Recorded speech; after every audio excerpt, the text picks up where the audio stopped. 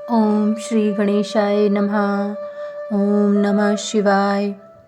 रुद्र संहिता चतुर्थ कुमार खंड। देवताओं द्वारा स्कंद का शिव पार्वती के पास लाए जाना, उनका लाड़ प्यार। देवों के मांगने पर शिव जी का उन्हें तारक वध के लिए स्वामी कार्तिक को देना। कुमार की अध्यक्षता में देवसेना का प्रस्थान। महिसागर संगम पर तारकासुर का आना और दोनों सेनाओं में मुठभेड़। वीरभद्र का तारक के साथ घोर संग्राम। पुनः श्री हरि और तारक में भयानक युद्ध। वंदे वंदन तुष्टमान समति प्रेम प्रियम प्रेमदम पूर्ण पूर्ण करम प्रपूर्ण निखिलैश्वर्यैकवासं शिवम सत्यम सत्यमयम त्रिसत्य विभम सत्य प्रियम सत्ययदम विष्णु ब्रह्मनुतं स्वकीय कृपयोपाताकिति शंकरम। वंदना करने से जिनका मन प्रसन्न हो जाता है, जिन्हें प्रेम अत्यंत प्यारा है, जो प्रेम प्रदान करने वाले, पूर्णानंद में भक्तों की अभिलाषा पूर्ण करने वाले, संपूर्ण ऐश्वर्यों के एकमात्र आवास स्थान और कल्याण स्वरूप हैं। सत्य जिनका श्री विग्रह है, जो सत्य में है, जिनका ऐश्वर्य त्रिकालाबाधित है, जो सत्य प्रिय एवं सत्य प्रदाता है। ब्रह्मा और विष्णु जिनकी स्तुति करते हैं, स्वेच्छानुसार शरीर धारण करने वाले उन भगवान शंकर की मैं वंदना करता हूँ।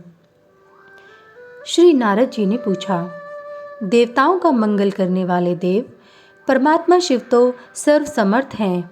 आत्माराम होकर भी उन्होंने जिस पुत्र की उत्पत्ति के लिए पार्वती के साथ विवाह किया था, उनके वह पुत्र किस प्रकार उत्पन्न हुआ तथा तारकासुर का वध कैसे हुआ?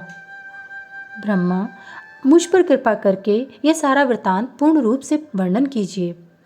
इसके उत्तर में ब्रह्मा जी ने कथा प्रसंग सुनाकर कुमार के गंगा से उत्पन्न होने तथा कृतिका आदि 6 स्त्रियों के द्वारा उनके पाले जाने, उन 6 की संतुष्टि के लिए उनके 6 मुख धारण करने और कृतिकाओं के द्वारा पाले जाने के कारण उनका नाम कार्तिकेय नाम होने की बात कही।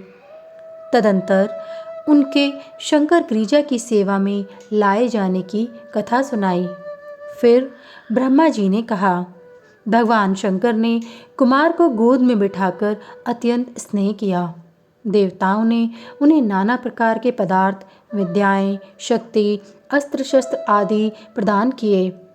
पार्वती के हृदय में प्रेम समाता नहीं था। उन्होंने हर्षपूर्वक मुस्कुराकर कुमार को परमोत्तम ऐश्वर्य प्रदान किया, साथ ही चिरंजीवी भी बना दिया। लक्ष्मी ने दिव्य संपत्ति तथा एक विशाल एवं मनोहर हार अर्पित किया। सावित्री ने प्रसन्न होकर सारी सिद्ध विद्याएं प्रदान की। मुनिश्रेष्ठ, इस प्रकार वह महोत्सव मनाया गया। सभी के मन प्रसन्न थे। विशेषतः शिव और पार्वती के आनंद का पार नहीं था।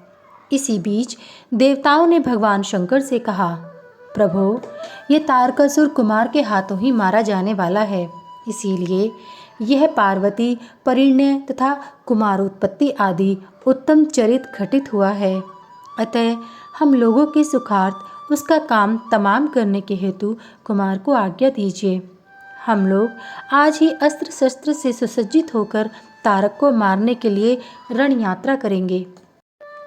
ब्रह्मा जी कहते हैं, मुने, यह सुनकर भगवान शंकर का हृदय दयार्द्र हो गया। उन्होंने उनकी प्रार्थना स्वीकार करके उसी समय तारक का वध करने के लिए अपने पुत्र कुमार को देवताओं को सौंप दिया। फिर तो शिवजी की आज्ञा मिल जाने पर ब्रह्मा, विष्णु आदि सब देवता एकत्र होकर गुह को आगे करके तुरंत ही उस पर्वत से चल दिए। उस समय श्री हरि आदि देवताओं के मन में पूर्ण विश्वास था कि ये अवश्य तारक का वध कर डालेंगे। वे भगवान शंकर के तेज से भावित हो कुमार के सेनापतित्व में तारक का संहार करने के लिए रण क्षेत्र में आए। उधर महाबली तारक ने जब देवताओं के इस युद्ध उद्योग को सुना तब वह भी एक विशाल सेना के साथ देवों से युद्ध करने के लिए तत्काल ही चल पड़ा। उसकी उस विशाल वाहिनी को आती देख देवताओं को परम विस्मय हुआ। फिर तो वे बलपूर्वक बारंबार सिंहनाद करने लगे। उसी समय तुरंत ही भगवान शंकर की प्रेरणा से विष्णु आदि संपूर्ण देवताओं के प्रति आकाशवाणी हुई। आकाशवाणी ने कहा, देवगण, तुम लोग जो कुमार के अधिनायकत्व में युद्ध करने के लिए उद्यत हुए हो, इससे तुम संग्राम में दैत्यों को जीतकर विजयी होगे। ब्रह्मा जी कहते हैं, मुनि, उस आकाशवाणी को सुनकर सभी देवताओं का उत्साह बढ़ गया। उनका भय जाता रहा और वे वीरोचित गर्जना करने लगे।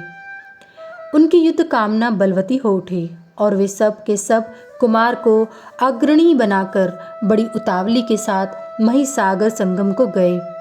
उधर बहुसंख्यक असुरों से घिरा हुआ वह तारक भी बहुत बड़ी सेना के साथ शीघ्र ही वहां आ धमका, जहां वे सभी देवता खड़े थे। उस असुर के आगमन काल में प्रलयकालीन मेघों के समान गर्जना करने वाली रणभेरिया तथा अनन्य कर्कश शब्द करने वाले रणवाद्य बजने लगे। उस समय तारकासुर के साथ आने वाले दैत्य ताल ठोकते हुए गर्जना कर रहे थे। उनके पदाघात से पृथ्वी कांप उठती थी। उस अत्यंत भयंकर कोलाहल को सुनकर भी सभी देवता निर्भय ही बने रहे।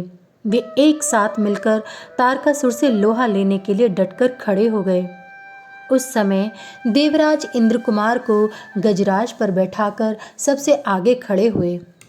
वे लोकपालों से घिरे हुए थे और उनके साथ देवताओं की महती सेना थी। तत्पश्चात कुमार ने उस गजराज को तो महेंद्र को ही दे दिया और वे स्वयं एक ऐसे विमान पर आरूढ़ हुए जो परम आश्चर्यजनक तथा नाना प्रकार के रत्नों से सुशोभित था। उस समय उस विमान पर सवार होने से सर्वगुण संपन्न महायशस्वी शंकर पुत्र कुमार उत्कृष्ट शोभा से संयुक्त होकर सुशोभित हो रहे थे।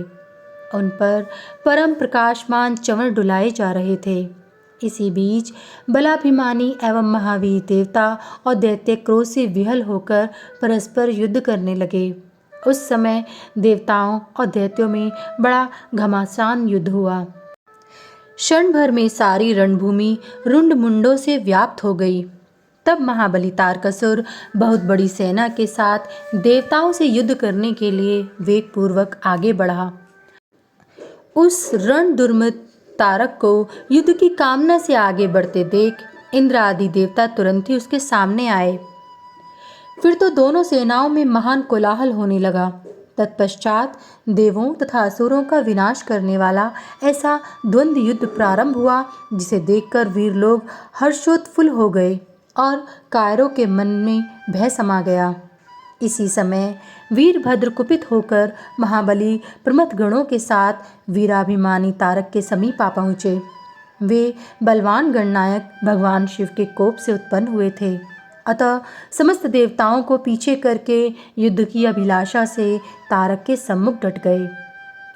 उस समय प्रमथ गणों तथा सारे असुरों के मन में परमोल्लास था, अतः वे उस महासमर में परस्पर गुत्थम गुत्थ होकर जूझने लगे। तदंतर वीरभद्र से तारक का भयानक युद्ध हुआ। इसी बीच असुरों की सेना रण से विमुख हो भाग चली। इस प्रकार अपनी सेना को तितर बितर हुई देख उसका नायक तारकासुर क्रोध से भर गया और 10,000 भुजाएं धारण करके सिंह पर सवार हो देवगणों को मार डालने के लिए वेगपूर्वक उनकी ओर झपटा। वे युद्ध के मुहाने पर देवों तथा प्रमथ गणों को मार मार कर गिराने लगा। तब प्रमथ गणों के नेता महाबली वीरभद्र उसके उस कर्म को देखकर उसका वध करने के लिए अत्यंत कुपित हो उठे। फिर तो उन्होंने भगवान शिव के चरण कमल का ध्यान करके एक ऐसा श्रेष्ठ त्रिशूल हाथ में लिया जिसके तेज से सारी दिशाएं और आकाश प्रकाशित हो उठे। इसी अवसर पर महान कौतुक प्रदर्शन करने वाले स्वामी कार्तिक ने तुरंत ही वीर बाहु द्वारा कहलाकर उस युद्ध को रोक दिया। तब स्वामी की आज्ञा से वीरभद्र उस युद्ध से हट गए। यह देखकर असुर सेनापति महावीर तारक कुपित हो उठा। यह युद्ध कुशल तथा नाना प्रकार के अस्त्रों का जानकार था। वह देवताओं को ललकार ललकार कर उन पर बाणों की वृष्टि करने लगा। उस समय बलवानों में श्रेष्ठ असुरराज तारक ने ऐसा महान कर्म किया कि सारे देवता मिलकर भी उसका सामना नहीं कर सके। उन भयभीत देवताओं को यों पिटते हुए देखकर भगवान अच्युत को क्रोध हो आया और वे शीघ्र ही युद्ध करने के लिए तैयार हो गए। उन भगवान श्री हरि ने अपने आयुध सुदर्शन चक्र और सारंग धनुष को लेकर युद्ध स्थल में महादैत्य तारक पर आक्रमण किया। मुनि तदंतर सबके देखते देखते श्री हरि और तारकासुर में अत्यंत भयंकर एवं रोमांचकारी महायुद्ध छिड़ गया। इसी बीच अच्युत ने कुपित होकर महान सिंहनाद किया और धधकती हुई ज्वाला के से प्रकाश वाले अपने चक्र को उठाया। फिर तो श्री हरि ने उसी चक्र से दैत्यराज तारक पर प्रहार किया। उसकी चोट से अत्यंत व्यथित होकर वह असुर पृथ्वी पर गिर पड़ा, परंतु वह असुर नायक तारक अत्यंत बलवान था, अतः तुरंत ही उठकर उस दैत्यराज ने अपनी शक्ति से चक्र के टुकड़े टुकड़े कर दिए। मुने, भगवान विष्णु और तारकासुर दोनों बलवान थे और दोनों में अगाध बल था, अतः युद्ध स्थल में वे परस्पर जूझने लगे। अध्याय 1 से 8 तक समाप्त।